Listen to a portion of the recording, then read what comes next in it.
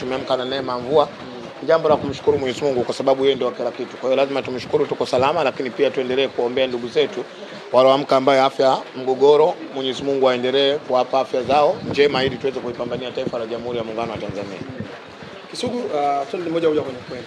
Tumewasikia jana bodi ya ligi kwa mara ya kwanza baada ya vurugu zote. Jana ametoka hadharani CEO Almas Kasongo, jana amezungumza baada ya kupokea matakwa manne kutoka kwa Young Africans, ikiwemo kuvunjwa kamati ya masaa 72, CEO wa bodi ya ligi ajiuzuru, katibu mkuu wa TFF Wilfred Kidau ajiuzuru, lakini pia bodi ya ligi iwe chombo huru. Bodi ya ligi wamesema wamepokea, watafanyia kazi. Umepokeaje na wewe, na kipi maono yako kwenye matakwa manne? Kwanza niwapongeze sana bodi ya ligi kwa namna ambavyo wameonyesha ungwana mkubwa na wameonyesha namna ambavyo ya kuongoza kukoje. Wao siku zote mimi naamini kwamba wanaongoza watu aina tofauti. Wanaongoza watu wanaoona, wanaongoza watu wasioona. Wanaongoza watu wanaojua, wanaongoza watu ambao wasiojua. Kwa hiyo kusema wao ripoti wameipokea, watafanya kazi, ni moja la jukumu yao.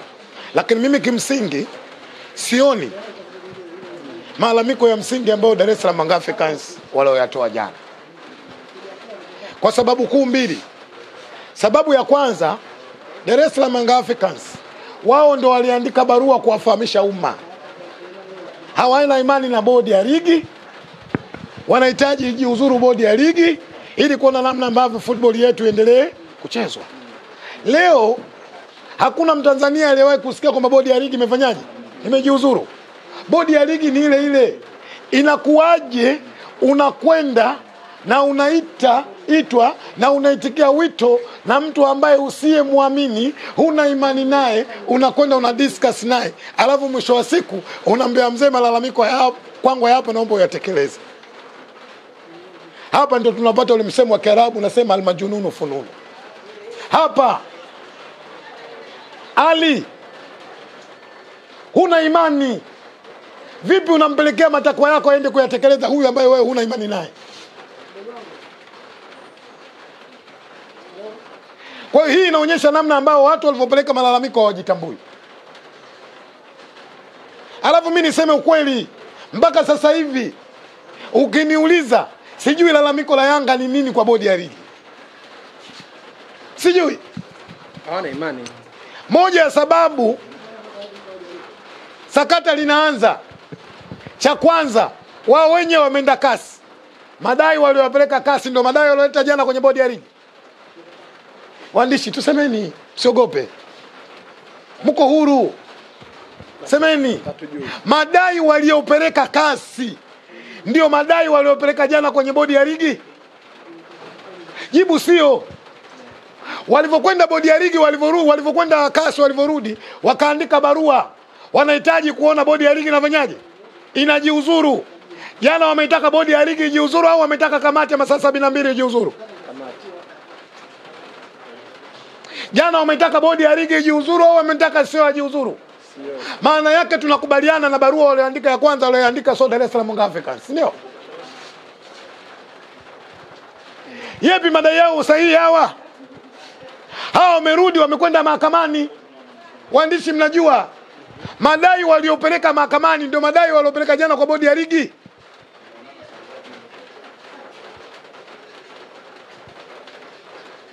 Tachi. Ndio. Anasema bodi inataka wajaribu kutumia, wasiwe bangusilo. Wasitafute mtu wa kumvaisha gunia, abebe la gunia la misumari, wabebe wenyewe. Wamelikoroga, watalinywa. Na Waswahili wanasema mwenye kilanga hapewi pole. Anaambiwa koma. Leo hii eti unakwenda kutamka, unasema wazi mwenyekiti katibu mkuu wa chama cha mpira wa Tanzania TFF ajiuzuru kwa sababu ameshindwa kwenda kutoa maamuzi juu ya nani? Ya waamuzi, si ndio madai yao? Ndivyo sivyo? Katibu mkuu anaingiaje kwenda kufanya maamuzi ya waamuzi? Wanajua kanuni hao? Hawa ndio wanajiita watu wa mpira. Katibu mkuu ana mamlaka hayo? Anayo? Kwenda kuhukumu waamuzi? Nendeni mkawaambie kwa mujibu wa kanuni za mpira, waamuzi wanapokwenda kukosea, wako watu wanaamini kwamba ndio wanahitajika kwenda kuhukumu, lakini sio katibu mkuu. Katibu mkuu hana mamlaka kuingilia maamuzi ya waamuzi. Bodi ya ligi inabeba malalamiko, inapeleka kwenye kamati ya masaa 72. Kamati ya masaa 72 wao wanakwenda kufanya review, wanakwenda kuangalia aidha wahukumu au wasihukumu. Kwa hiyo waambieni katika sakata hili katibu mkuu wa chama cha mpira hausiki. Lakini wao wanasema hawana imani.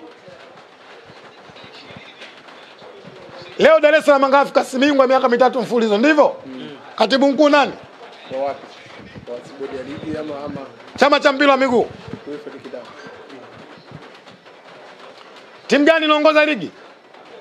Ya NBC. Katibu mkuu nani? Anaonea. Hawa walitaka kumvaisha mabomu Kidau. Hawa walikuwa wanamshawishi Kidau haribu mpira. Kidau kakataa, ndio mbaya. Umemshawishi kivipi? Yako madudu waliamua kuyatengeneza. Kidau yupo kwa sababu ya maslahi ya mpira wa Jamhuri ya Muungano wa Tanzania au Tanzania bara. Hayupo Kidau kutenda vitu kwa maslahi ya watu. Wanataka kuniambia Yanga wamegeuka ndio maana vichwa vinauma.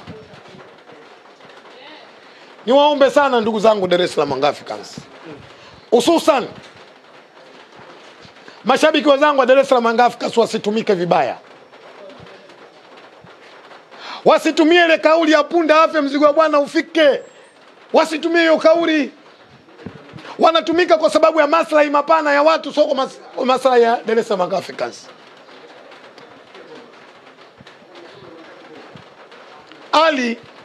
Hakuna mtu asiyejua mabadiliko makubwa kwenye mpira wetu kwenye nchi hii. Leo katika nchi ya 54, ligi ya 54 kwenye bara la Afrika, ligi yetu ni 4 kwa ubora. Unakataa? Programu ya football kwenye nchi iko vizuri. Soka la wanawake linapigwa. Under 20 ligi inachezwa. Under 17 ligi inafanyaje? Inachezwa. Tunahitaji nini kwenye mpira wetu kwenye nchi hii? Uwekezaji mkubwa TFF wamefanya. Wajenga Mnyanjani, Kisala wetu. Nani ajui?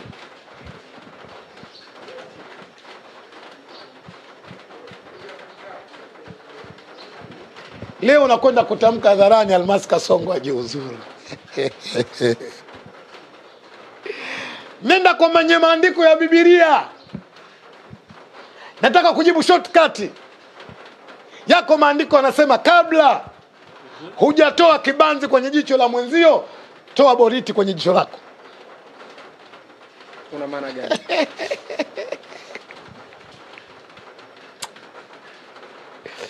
Kabla hujatoa kibanzi kwenye jicho la mwenzio, toa boriti kwenye jicho lako.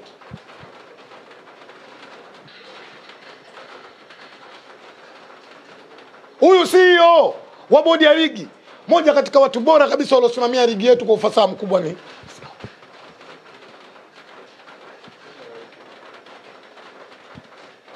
Shida, kuna muda mtu akiamua kusema no ndio mbaya. Kasongo ameamua kusema no. Twendeni ukacheze mpira. Hivi leo waandishi, klabu gani kwa miaka 3 umechukua ubingwa kuongoza waamuzi kufungiwa kwenye nchi? Ipi? Ni Dar es Salaam Africans. Mwaka huu ndio klabu pekee na goli la mkono kwenye ligi yetu NBC. Hakuna mwamba yote anaweza kulalamika. Baka anafunga pale goli la mkono, watu wanashangilia mwaka huu.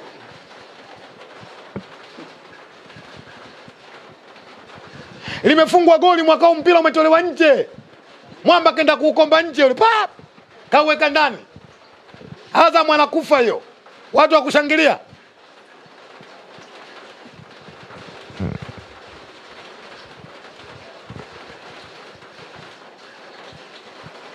Walete timu tarehe 15 tukacheze mpira. Sawa.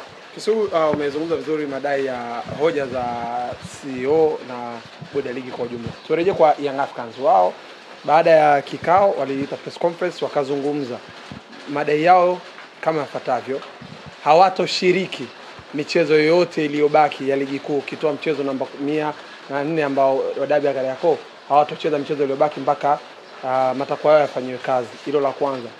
La pili, alama zao hakuna mtu yoyote anaweza kuzichukua alama zao, kuzikata, kwa sababu walizitafuta kwa nguvu, jasho na damu, na kwa umoja mpaka wamezipata. Na la mwisho, hawatacheza finali ya CRDB Confederation Cup pale visiwani Zanzibar mpaka watapoingiziwa fedha zao. Bodi ya ligi inasimamia timu 42 Championship na ligi NBC. Ligi NBC na timu 16. 16 toa moja. 15 ongeza moja. 16. Mpira wachezeka uchezeki. Wasicheze. Na huu ni mpango mkakati walioanza mapema kuja kuvuruga mpira wetu, kwa sababu hawataki kuona juhudi za Mheshimiwa Rais wa Jamhuri ya Muungano wa Tanzania kuona nchi inakwenda kuandaa mashindano 2027. Wao ndio wanatafuta namna kuzuia mashindano yasifanyike. Ni mpango mkakati huu.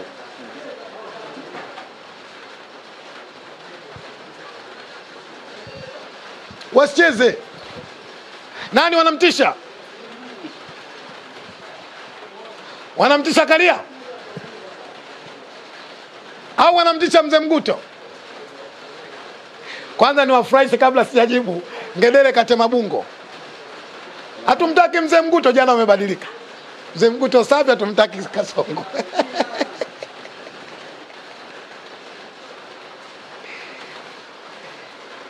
Kuto kucheza mpira Dar es Salaam Young Africans hakumaanishi kwamba ligi yetu kuto kuchezeka kwenye nchi. Na kusema hakuna mwamba yote, mwanaume yote atakayeweza kukata pointi, huu kunaonyesha ni uzoefu mkubwa kuto kujua kanuni za mpira wa miguu.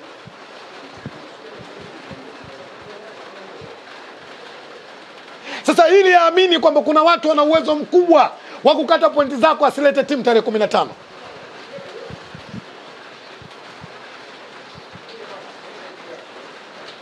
Lakini chengine nimuhusie sana mdogo wangu. Mimi nampenda sana Ali. Rafiki yangu mkubwa. Ana career ndefu kwenye football. Asitumike vibaya. Kwani anatumika? Wako watu wametumika vibaya, wamebwagwa. Yeye anasemea taasisi. Kwa kuchafua taasisi za watu wengine. Anachukua order. Wewe kama unadai, utaratibu wa kudai haupo. Hujui namna ya kudai. Kwenye place unakwenda kumwambia Kisugu akusaidie nini? Jan Charles Bareke, wewe hujui kama anadai?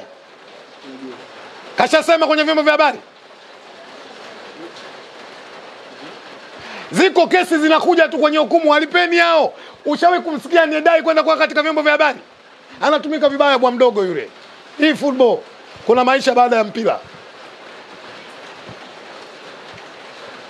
Tengenezea wigo katika mpira ili baadaye uje kuishi vizuri kama nilivyoishi mimi. Jana Alex Ngai kafanya mambo. Naamka asubuhi nakuta mambo yamekwenda vizuri, watoto wanaruka ruka. Tengeneza principles za mpira, maisha yaende. Usitengeneze mpira ukao tengeneza maadui na watu. Usiharibu brandi za watu kwa maslahi ya watu fulani. Kama kweli wanadai, utaratibu wa kudai deni upo. Wewe unaamini Yanga haidaiwi? Nani ushamsikia katoka hadharani kusema Yanga tunawadai?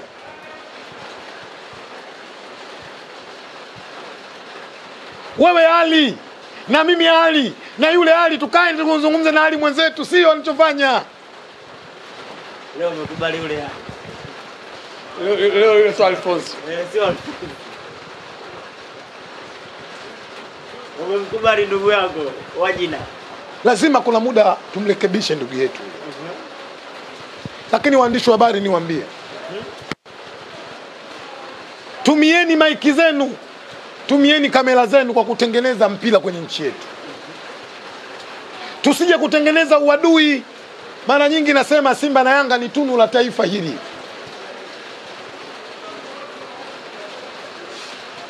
Watu wa Simba na watu wa Yanga wote ni wamoja. Tunakaa sehemu tunataniana, tunacheka, maisha yanafanyaje? Lakini kuna watu wanajaribu kutengeneza principle kuona namna ambavyo Simba na Yanga tunabaki kuwa kuhusiana na CRDB Confederation. Yanga wamesema hawachezi mpaka watapolipwa hela zao za msimu uliopita. Watu wameshtuka. Benki kubwa kama ile, lakini pia kushirikiana na shirikisho. Shirikisho wamewezaje kumwamini au kuiamini benki ambayo haijaweka fedha za mshindi tokea msimu uliopita, jambo ambalo limezua taharuki. Na kwa mara ya kwanza kwenye football vitu kama hivi kifanyika vinaondoa hali. Usipate tabu, Yanga hawadai. Yanga wamekatwa kwenye madeni yao na udaiwa na TFF.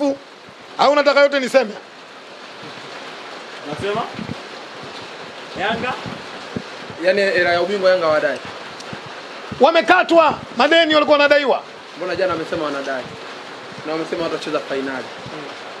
Sasa kuto kucheza finali wao kukataa kucheza ndio kazi yao. Mimi niwaingilie. Yangoto na mwacha Ngoso finali tu. Liga NBC wanacheza. Hawachezi. Kwa hiyo na michezo watakaocheza waende wakacheze. Hatuwazuii sisi waende wakacheze. Sio watu wa football tuendelea kucheza mpira. Lakini kwa upande wako wa hili jambo Kisugu, maoni yako ni yapi? Niseme tu jambo moja. Yangoso mwache Ngoso. Sisi tunazungumzia ligi ya NBC. Yangoswe mwache Ngoso. Lakini pia FA ni sehemu ya mashindano ambayo yanasimamiwa na shirikisho kabisa. Ligi inasimamiwa na chombo. Shirikisho la mpira wa miguu ndio linasimamia FA. Lakini mambo yanaenda kuwa hivi, watu wanashangaa. Ali, shirikisho linasimamiwa na nani? Karia president. Kama unadai unatakiwa uende kwa nani? Kwa president. Unawaita waandishi wa habari ndio wakulipe? Huu ni upeo mdogo. Yangoswe mwachwe Ngoswe. Lakini huenda labda Shehe, Yangoswe mwachwe Ngoswe, upeo mdogo. Haya sasa muda mrefu chako kwenye vyombo vya habari ushasema. Tumekusikia jana mpaka mapofu tumekuona. Tukuchangie sisi tukulipe hela. Wanataka haki ifanyike. Nani mwenye kutoa haki? TFF. Waende. Lakini wamefanya delay TFF. Nasema waende. Hapo uone kama TFF wamekosea. Waende. Inakuwaje bingwa msimu mzima anakuja ajalipo hela zake mpaka tunaenda kukamilisha msimu wa pili. 99. Yanga anakwenda kuwa bingwa wa Afrika Mashariki na Kati Uganda. Aliongoza msafara alikuwa Ismail Adel Lage. Nakumbuka Yanga walilipwa kama milioni 90 kama itakuwa sawa sawa. Kama nitakosea mzee wangu Lage atanisamehe. Yanga wakupata hata 100. Wakalalamika tunalidai shirikisho wakati ule Fati. Lage akasema na nyinyi mnadaiwa, tumekata madeni yetu. Kwa hiyo inawezekana na hii kwamba umechukua madeni yao. Lakini uone tunachafua mpira wetu kwa daraja lililofika timu kama Yanga. Tunachafua mpira wetu kuto kwenda kupeleka timu kucheza. Waambieni wao warudi kwenye katiba yao ibara ya 8. Wamekiri katika katiba yao wako tayari kupokea maagizo na kuyafuata maagizo yatakayotolewa na chama cha mpira wa miguu Tanzania TFF. Maana yake katiba yako ishakubali. Wakikwambia mechi ya Alhamisi unatakiwa ufanyeje? Waambie walete timu.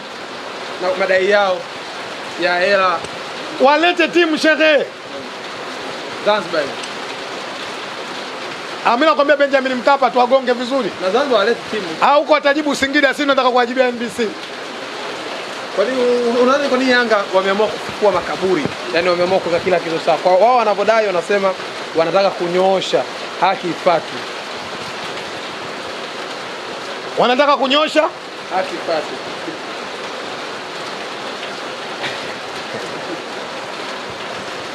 Sasa mnyosho anaonyesha kwa kwenda kasi. Kwa kugomea mechi. Basi waendelee kugoma. Rafiki yangu Haji Manara amesema Karia atoke madarakani.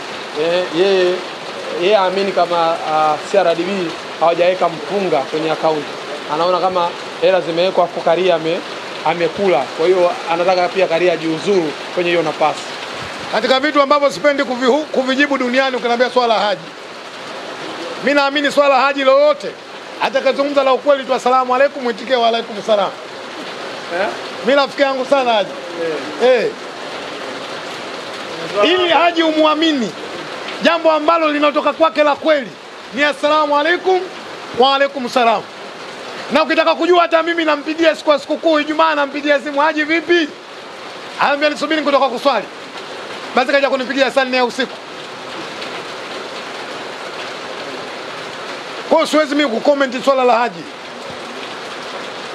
Huwezi kutuambia moja ya marais ambao waliosababisha na kuleta maendeleo makubwa kwenye mpira wetu. Wewe sikalia alafu kanambia kiuraisi tu atoke.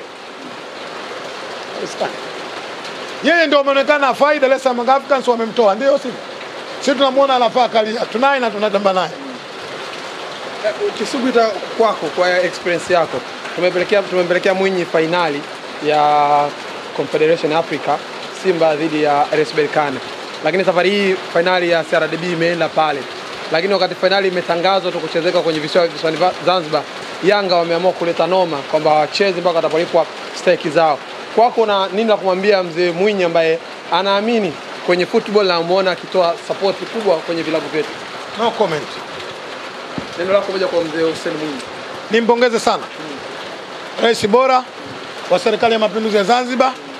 Moja ya rais ambaye anapenda sana michezo na amefanya mabadiliko makubwa sana kwenye serikali ya mapinduzi ya Zanzibar. Nafikiri mmeona amefanya ukarabati mkubwa katika kiwanja cha Amani Zanzibar.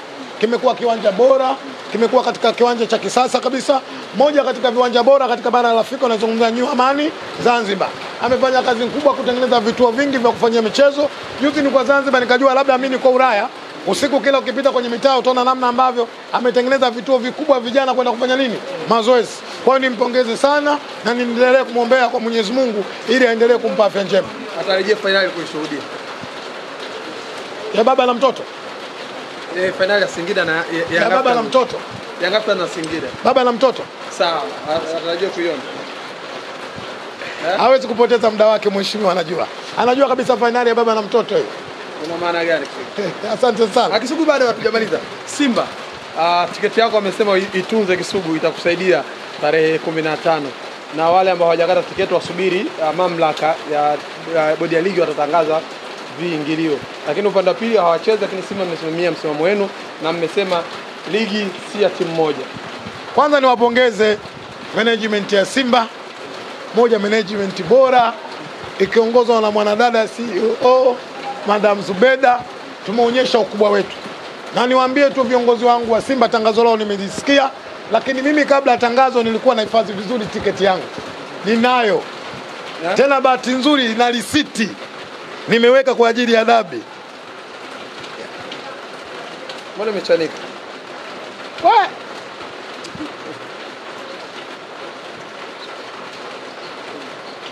Kisugu mkeka yake anao hapo. Sema namba zimefutika za Kisugu.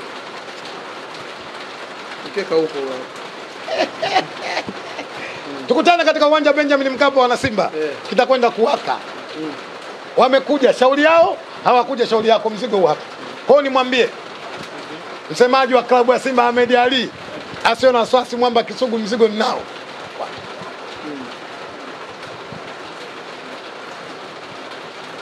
Kwa hiyo niwapongeze kwa tangazo lile. Mimi naamini wana Simba wamelisikia vizuri. Tutakwenda kutii amri ya uongozi wetu kwa maana wa Simba Sports. Tutakwenda katika uwanja Benjamin William Mkapa. Lakini hali nizungumze tu jambo moja na nitoe usia wangu na niwakumbushe vyombo vya ulinzi na usalama. Viko baadhi ya watu wameamua kuja kutengeneza uhuni mkubwa na kujipanga kuja kufanya vurugu siku ya tarehe 15 katika uwanja Benjamin William Mkapa.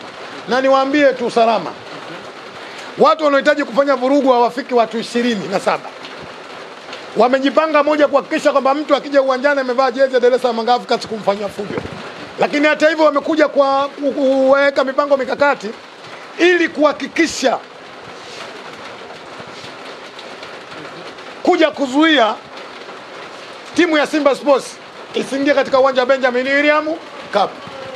Mimi niwaambie waliopanga hiyo mikakati wanajidanganya. Mzee wetu kamanda wa kanda maalum amekula kiapo cha kumlinda Tanzania pamoja na mali zake. Niwaambie Watanzania wasiwe na hofu. Mzee Mlilo yupo, atakuja kutulinda, tutakuja kwa salama, atatulinda sisi pamoja na mali zetu. Lakini pia naamini Kamanda Mudi yuko vizuri, yuko sawa sawa. Niwaambie wanahofu wana Simba wasiwe na hofu, ulinzi utakuwa uko vizuri. Tukutane katika uwanja wa Benjamin William Mkapa ili kuhakikisha kwamba logistics zote zinakwenda sawa sawa na pointi 3 zinachukua. Inshallah, Mungu ukimpendeza, mwaka huu tunakwenda kuwa mabingwa wa NBC na lile kombe la Kisugu litaonekana. Kisugu, mechi mfano Young Africans msimamoni huwa watoleta timu. Simba wanasema mashabiki waje. Wapo mashabiki wanatoka sehemu mbalimbali kuja kushuhudia mchezo. Watu wanatoka Mwanza, Bukoba na sehemu nyingine. Wakija Benjamin Mkapa alafu mechi haitokuwepo. Huoni kama kuna namna ndani tutapata?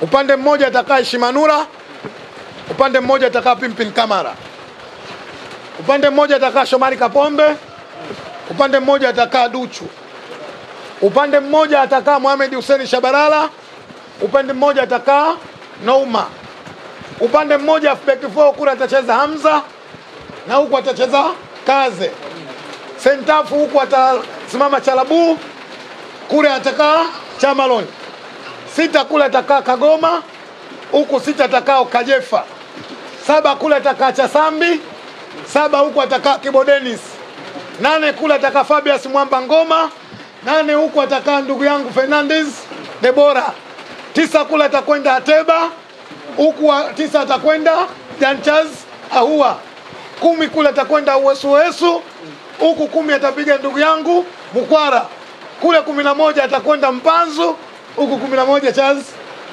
Baua. Kule atavaa nyekundu, huku atavaa nyeupe. Tushachukua pointi zetu 3. Tutapata burudani shali. Na sasa yako niombe waje.